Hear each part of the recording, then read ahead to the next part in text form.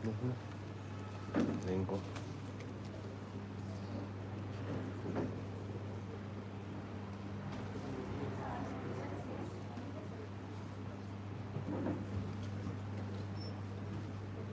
A very good morning to everyone.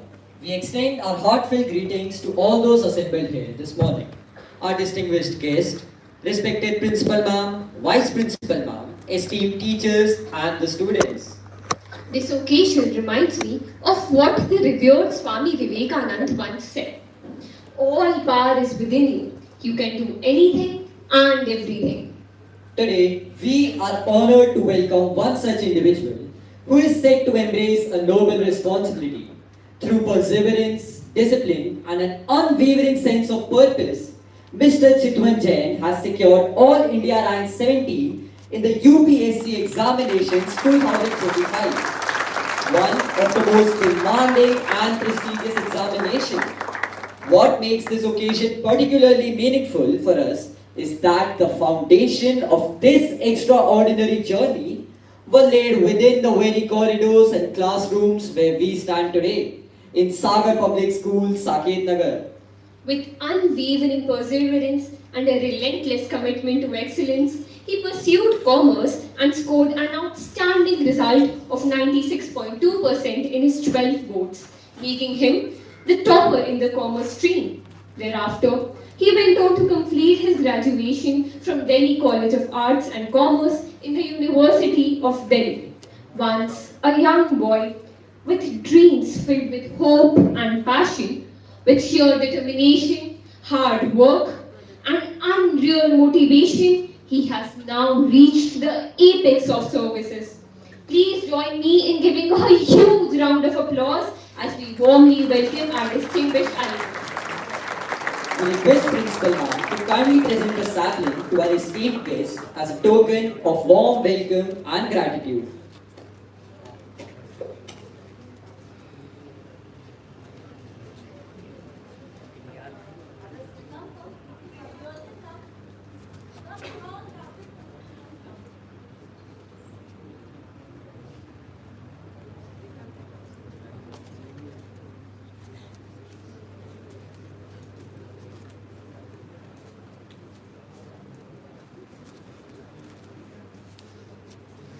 It is now our honor to invite Chitwan Bhaiya to share with us all the experiences, challenges, and lessons that shaped his inspiring path.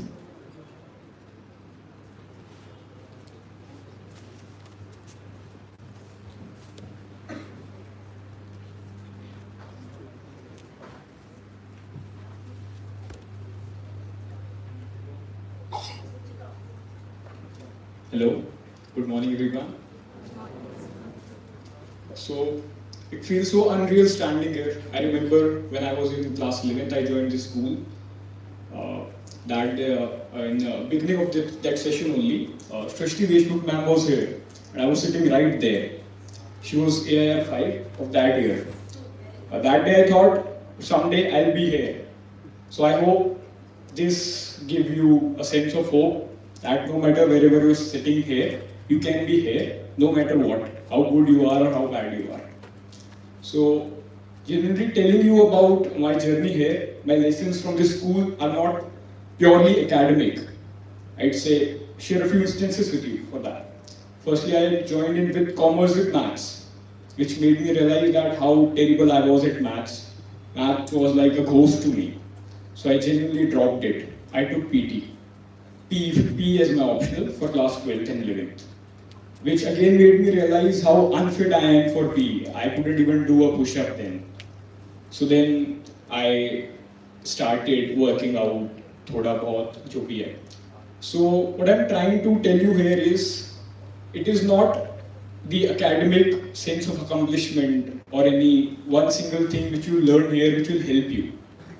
So because when I was then seeing them as just mere realization that yeah, I need to work out. Yeah, I need to change my subjects. But when I see it now, those are the values which will help you in your life, not just this exam. For say, maintaining good physical health will help you maintain a good mental stability, being consistent, being disciplined.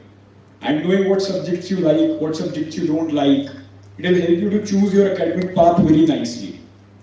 And it's what the school has given me. One more thing is one of my closest friends.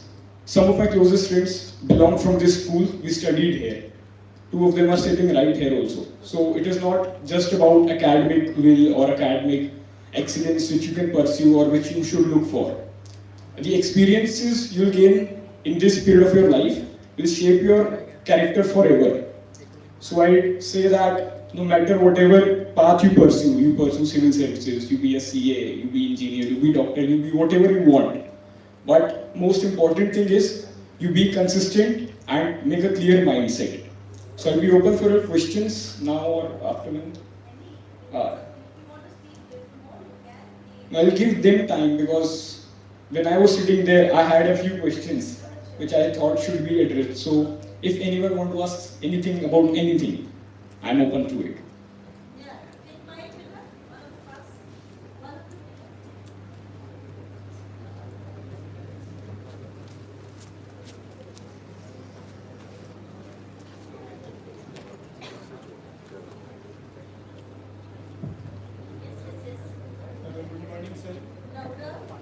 Good morning, sir. Good morning, sir. Morning. Sir, I have a doubt that how did you manage all your studies for clearing this exam? It was not a very big of management task. So I started basically in last year of my graduation. I did BCom. I was in last year of my graduation. The most important thing to manage study is know what you have to study. For example, you are in class 10th. So you know what your subjects are, when your papers are. You plan accordingly. You micro plan and you macro plan. Okay, every day what you have to study every day and monthly targets. So it's not about studying everything in a day. You have to plan it. Maybe there will be days, for sure, when you fail, when you will not meet your targets. But when you set micro plans and macro plans, you will definitely achieve your targets. So it's not a very big of task. Thank you. Yes, stand up and then let the mic be passed on by children.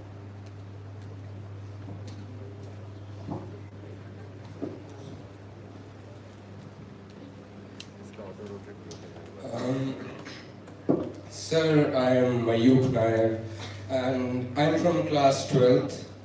Sir, obviously UPSC is a very grueling exam, like the amount of efforts it takes to clear it.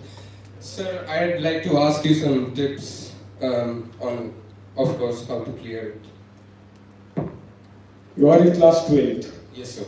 Enjoy your 12th, enjoy your college life. First tip I'd like to give you is that, because that will shape you forever. Then when you jump into the preparations, don't make it a secondary thing. If you want to prepare for it, go all in.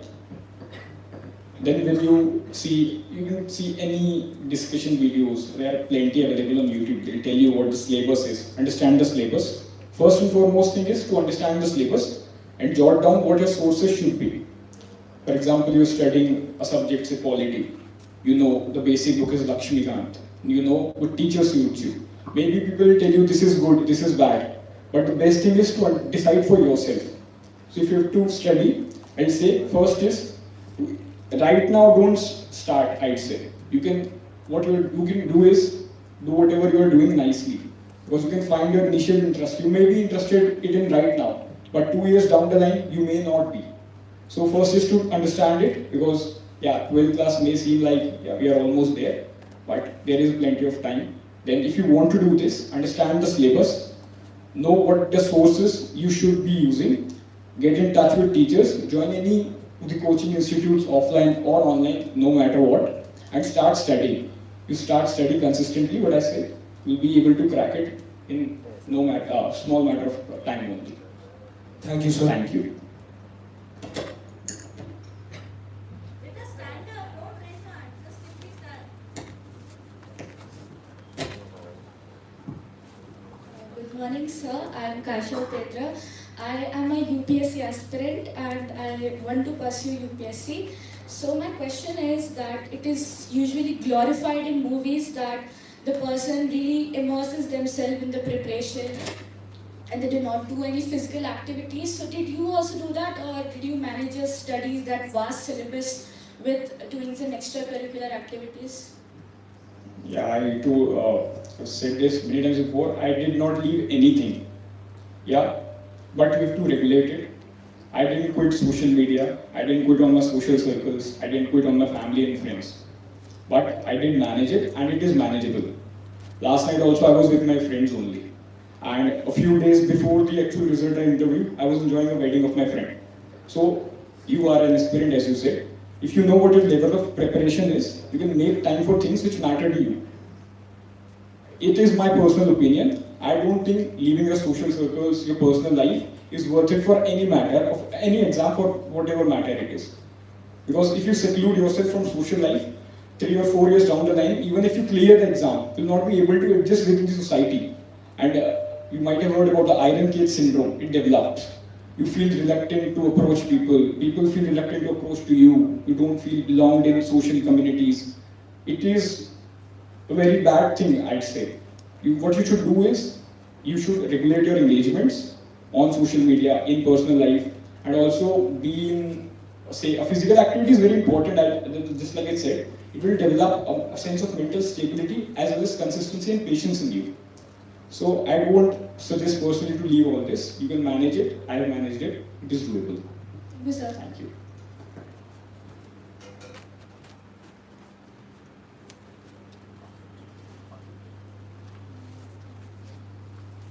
Mr. Sir, you can ask any volunteer to be holding the mic. They can pass on. Any student.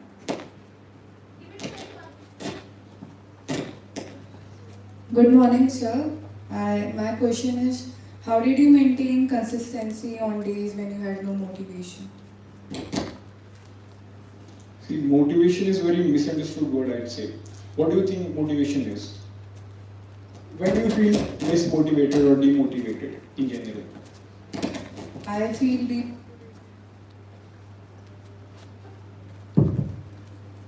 demotivated, like when I target to solve, for example, 10 questions of accountancy, but I get 9 of them wrong.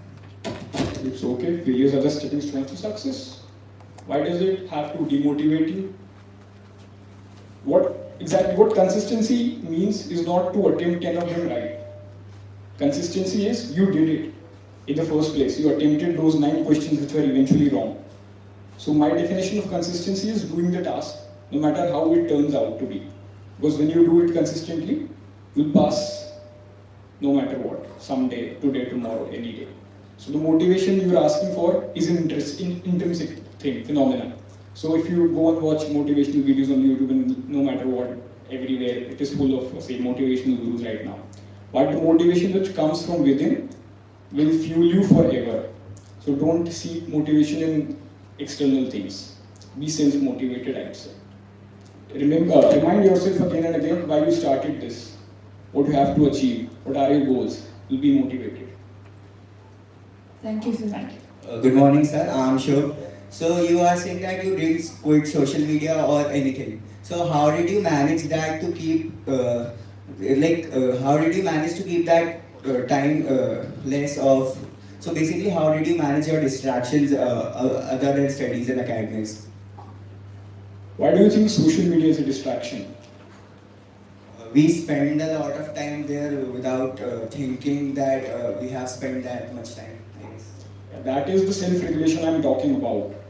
So, if you quit social media, for example, and you become a civil servant, it is like quitting an addiction to be something. Then when you become a civil servant, you'll jump onto it and you'll jump on even harder, is what I think. Because now if I have regulated that I'll use social media for say 15 minutes or 20 minutes or an hour in a day, it varies. Because कभी reels बहुत अच्छी आ जाती हैं, I genuinely admit it.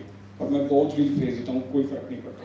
But it is your sense of self-regulation which will help you, and हो जाता है, ऐसी कोई बड़ी बात नहीं है. Sir, but how do you develop that sense of regulation that you said? You think about why you started, exactly what your aim is.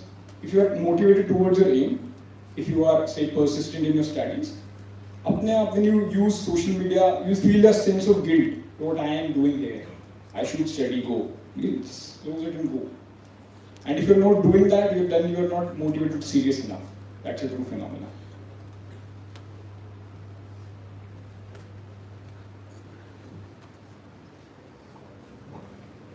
Good morning, sir. Congratulations. So I wanted to ask who or what was your inspiration in your life to pursue civil services, and why was that an inspiration for you? I'm sorry to disappoint you, but I don't have any fancy inspiration or idol. I just wanted to be in services and work for a change. That was my main inspiration and idol. And when I am here, I hope that I'll continue for that. Thanks.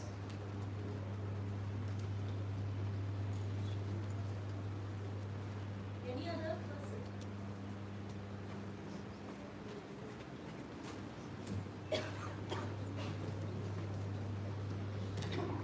Good morning, Chitwan. Very proud of you, beta. There was a time when you used to ask questions in the class. Now I'm asking question from you. Chitwan, it's like a UPSC very grueling exam, everybody says, and there are stages, prelims, mains, interview. And many children pass till mains, but then the twist comes in interview. So what are the essential ingredients for any child to learn how to pass even the interview? Can you shed the light? So the one thing is that the final result is a cumulative total of your mains and interview score. So even if you don't score very high in interview, like I scored 175, that is not considered a very high score. The average was 180 they say. But I scored 850 in mains. So even if the interviewer would have given me say 110 or 120 marks, I would have made it to the list. So if the whole part of interview is concerned, there were my friends who were very not good in communicating, who were very not unsure about expressing their thoughts. They got better marks than me. So the final day of interview is very, say, speculative. You don't know so much about it. So if you want to be in the list, what you have to study about is mains, because it carries most of the weightage there. But also interview is very important part, because once you become a civil servant also, you have to stand in here and talk to people. So it is very important to develop communication skills. So what some of my friends used to do is, used to stand in front of a mirror and talk to themselves. So you can lie to anyone or not confront to anyone, but you cannot lie in front of yourself. So that is something. And there were peer discussion groups. We sort of took a topic and discussed about it. And then there were, we used to talk to ChatGPT. So there's a talking module of ChatGPT, everyone might have known that. So we used to talk to it about things we usually don't talk about to our mates or say teachers. So that is a very good part where you can, from beginning itself we have been told that we have to suppress our emotions a little bit, you don't have to be so vocal about things. But it is not like that, you have to be, start from somewhere. If you are hesitant, you should start from somewhere. ChatGPT is a very good option available nowadays. So I'd say these 2-3 things can be done to improve your interview. Is going to Delhi important for UPSC preparation? Not at all. I went there, but it is not at all important, because online mediums have been so, say, marvelous, doing great job. Because the last 1 year, when I prepared the most, I never went to any coaching, despite the fact that I was living in Delhi. I used online courses only. So it is not at all important to be in Delhi, but yes, what it gives you is the exposure to other aspirants and what they are doing. Because if you do something wrong here, there is nobody to correct you. But if you're doing something wrong there are people who can correct you there. So that is the one advantage that I'd say, which might not be in place, which is not Delhi. But it is not mandatory. Thank you. Congrats. Thank you so much. Thank you so much, everyone.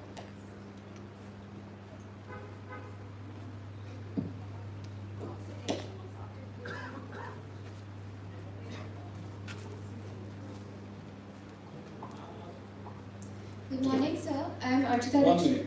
I'm asked about the importance of selecting a subject. So, other than optional, every subject is mandatory. So, like I said, when I was here, I took in maths. So, I understood that technical subjects are not the thing for me. And I went for looking for other optionals. So, there were two optional. Mainly, they are very popular. One is sociology, and one is anthropology. Anthropology was automatically eliminated because it was a sort of technical subject. And sociology, when you go into exams, you analyze last year's marks of different optionals. So then it was found that sociology is not yielding that much. So I had a natural interest towards philosophy, so I took philosophy. So it is important to know what your interests are and what you can study. No matter who, if someone comes and says to you this subject does not yield marks, but if you believe you can bring marks in that subject, you can choose that subject. There's a vast list of subjects available. Good morning, sir. I'm Archana Dikshit from 12. So there's a perception that without coaching from the initial stages of your preparation only, you cannot clear UPSC or any prestigious competitive exam. And at the same time, you have to manage your self-studies as well. So is it important that without coachings, you cannot clear the exam or on the basis of only self-studies? Or even if you go, then how do you manage both the things at the same time so that it does not hamper your preparation? I'll tell you, I cleared in my third attempt. In first attempt, I was so much dependent on self-study that I couldn't even learn everything which was available on the desk. In the second attempt, I was so much involved in offline coaching that I didn't even get time to revise it in self-study.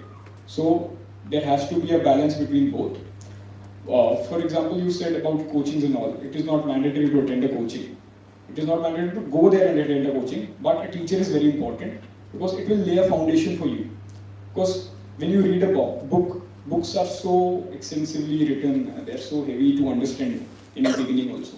And of that, the questions which are asked in UPSC per se are not direct questions. You have to analyze the depth of it. So, say if there's a subject called polity, you might have studied it from NCRTs or your teachers here. But when you go to coaching, there's an advocate of Supreme Court who's been practicing law. And then he comes and tells you about the nuances of cases. You'll be more able to grasp it in real life and use it in exam. So I won't say that self-study or coaching alone, but a balance of both is important. When I was going to coaching, I realized that about 6 hours are going in coaching only. And I'm so exhausted, I have to rest for 2-3 hours after coaching. And I don't have time to recall it and study myself. So you'll have to cut it. Then what I personally did was, I switched to hybrid mode. I took few classes online, I took few classes offline, and then I managed my offline studies.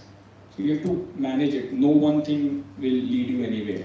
But there are examples of people who didn't go to coaching. Their understanding was so good that they understood it themselves and read it from, say, internet.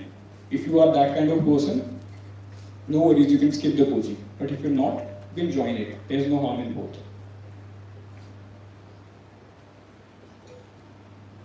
Good morning, sir, and congratulations for your great achievement.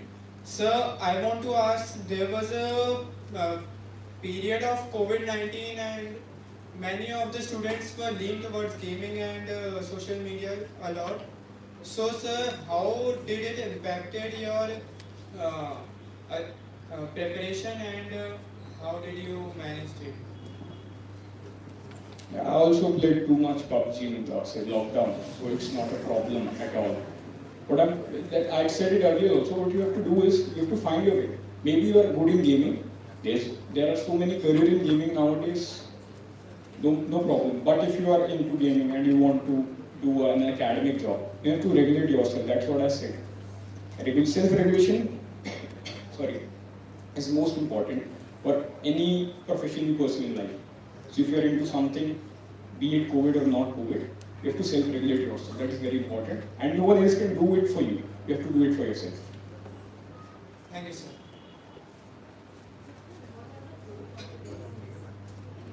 Good morning, sir. First of all, congratulations. Sir, what was the biggest sacrifices that you had to make in your journey to achieve this fit? I have no fancy sacrifices. I did everything I could. I attended weddings, I went on trips, I was with my friends, I enjoyed social media. That is the kind of person I am. There are people who sacrifice a lot.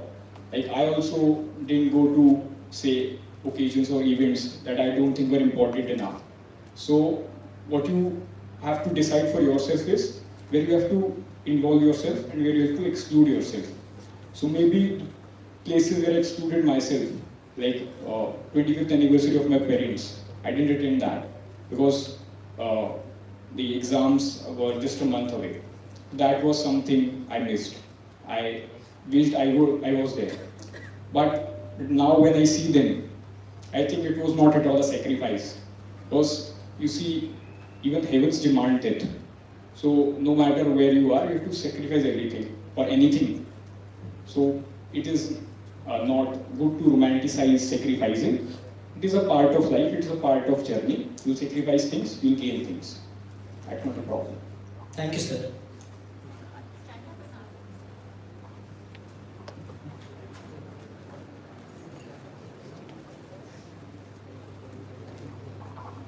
Good morning, sir. I just wanted to ask you that how can one maintain the pace and rhythm of of our studies, maybe UPSC or our own studies of class 10th, 11th, 12th, etc., without getting distracted, as you yourself gave the insight of the importance of getting socialized in the society, as it is necessary for our life. So why do you think socializing or involving in other activities reduces or disrupts the pace of your study? So perhaps we get so delved into the attractive nature of the socialized or even social media in the form of YouTube or etc. etc. So it can attract us that we don't even take care of the time that we are sacrificing or we are losing that would have been productive towards our studies. So I'll leave you with one thought. Swami Vivekananda ji said this: mind is a restless monkey. You can go and study about it. So your mind will go to places where you do not want it to go. But once again, I'll repeat, self-regulation is very important. If you are self-regulated, you are regulated from within. You will withdraw from events or occasions that are not necessary. You won't socialize a lot. So you will manage it if you are self-regulated enough. So is meditation a good way to do this? Yeah, meditation is a good way. I did work out. It helped me in, maintaining my stability and peace in that period of time. You can. Thank you, sir.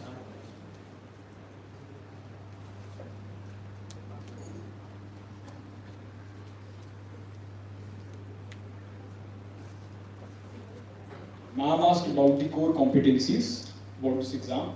I'd say one core competency for this exam is your mindset, your perseverance, patience, and clarity of your thoughts. If you know you have to do this, you will do this no matter what. So the best thing is to have a clear mindset. Good morning, sir. I have to ask that what are the key aspects one should remember during the interview, because it is very difficult to keep our mind calm during the interview because the questions are very puzzling. So can you please? So the interviews we see on internet are all mock interviews. They are very, very different from what actual interview is. The interview board in the real scenario is very cordial. They ask you genuine questions. There are no fancy stuffs that questions which you see on internet. They are hardly 5% of what all interviews comprises of. If you have to keep your calm, just be real. Because they are experienced people, they are experienced civil servants of around 60 to 65 years of age. They'll catch you in a minute if you fake anything. So the best thing is to be yourself. If you're hesitant, if you're not okay opening up, it is okay. No one is a born good communicator. So what best thing is to be real and express yourself as much as you can. Thank you, sir. One more question, sir. Sir, is it important to have a substitute? Like, if you do not clear the exam, like there should be a backup plan for everything. And sir, were you going for it like you were pursuing something else, like doing a job or going for a substitute, already having a plan in your head that what if I don't do it? So at the end of the exam, if nothing is left out and we have a very complicated situation in our hands and we are very confused about the future, do we have something figured out? So it's okay to have a substitute. There are so many doctors, engineers, lawyers who complete their professional degree, do a job for say a few years, and then pursue civil services. Because there are different types of people. I, for example, thought that I'd give 3 attempts. They're more than enough for me. I will be 24 or 25 at the end of that age. I'll clear it. I was confident in myself, so I didn't pursue any other substitute. But also, there's a point, that is, when you enter the interview stage, will be automatically listed for, say, there's a portal called Pratibha Setu, wherein you will be offered jobs in PSUs and other public sectors. So UPSC itself prepares sort of plan B for you, which may not work out 100%, but it is an option. And if you want to be, say, a CA or anything, you can be that. You can do a job, you can not do a job, you can complete a professional degree, and then delve into the UPSC preparation. In that way, you have a good plan B. It is up to you to have a plan B or not to have a plan B. It is okay to have a plan B. So you're pursuing a job at that point of time and you're preparing for the civil services as well. Like, is it manageable? Yeah, no, I didn't do it personally, but I know people who do it. People are serving officers and they prepare for civil services. They're engineers, they're in a company, and they prepare for services. Because after a period of time, you don't have to give so much time to it. It is the foundation stage where you have to dedicate a very huge amount of your time to it. Because after a period of time, you know things, you understand about it. You just need to revise it and be to it. It is manageable. Thank you, sir.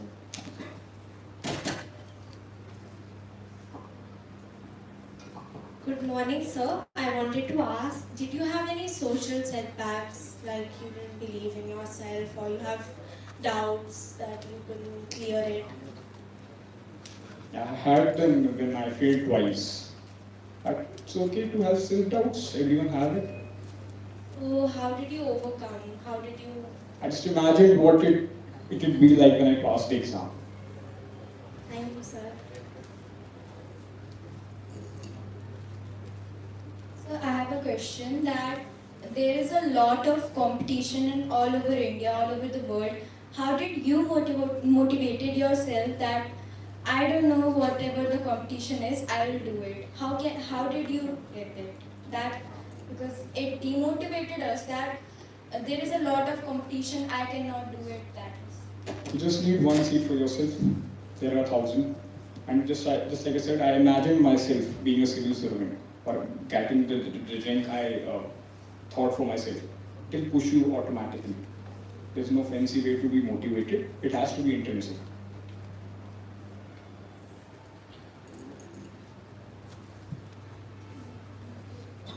Morning, sir. Congratulations for your efforts and all. What are your preferred cadres and services you are targeting, and what can you contribute in your services? I don't think the cadres and the service thing will affect you so much, but for your to answer your question, my first preference is IAS. Owing to my rank, thankfully, I'll get it.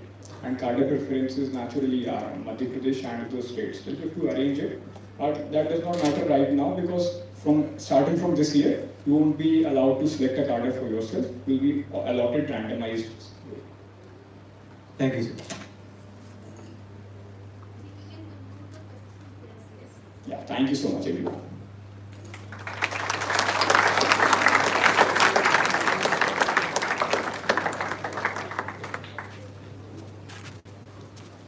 Thank you so much, Priya, for the deeply insightful address. We will surely follow your advices on consistency, planning, socializing, self-motivation, and you have given us a lot to reflect upon. Now, to address the gathering with her inspiring words, we warmly welcome our respected Principal Ma'am on the stage.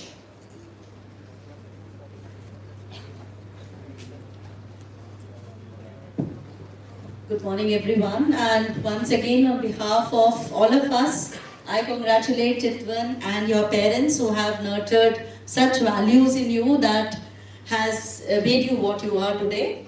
And of course, all of us have got key lessons which I would like to again reinforce, that be self-aware. You should know what you want to do and you should know what you are. So don't fake with yourself. And that once you learn to be self-aware, once you learn to be disciplined, so discipline is not just related with behavior, not talking, not be loud, noisy or not getting into it, but regulating your life. I think this was the most timely uttered word by Chitwan, that self-regulation. And if we learn to regulate ourselves, no matter what is your dream, all of you have the potential. It is just that you have to pursue. You have to pursue your efforts, your interest, and believe in that there are people around you who are there to help you. I always say that You can take support of the people who are there, your elders, your teachers. But first and foremost, everything depends on you. How much you are ready to go ahead with all the challenges or difficulties or whatsoever, say, constraints they are there. So I'm sure each one of us sitting here are further inspired, and all of you must have learned to take charge of yourself, of your life, and then we want more and more of you coming here and inspiring further. So with all this, I again thank, and I'm really happy we have two more friends with us, Shivang and Karthik. Would you like to share some of your, say, experiences or your tips, or tell about yourself, what you are doing? Okay.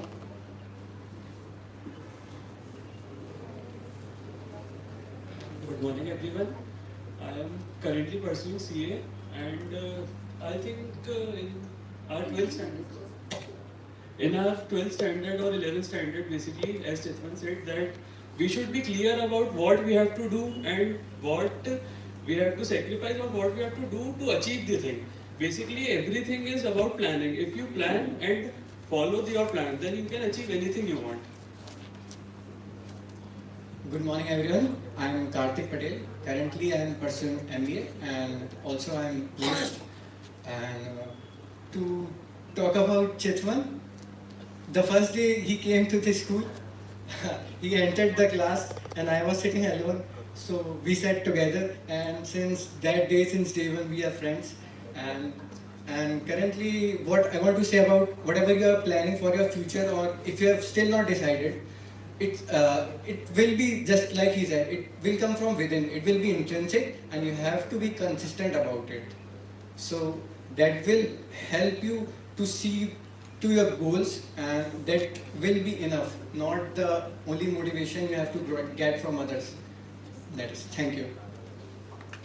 Thank you, ma'am. Thank you, Shivangri and Karthik. Your words will never fail to inspire us. We now request Principal Ma'am to present a memento to our esteemed guest.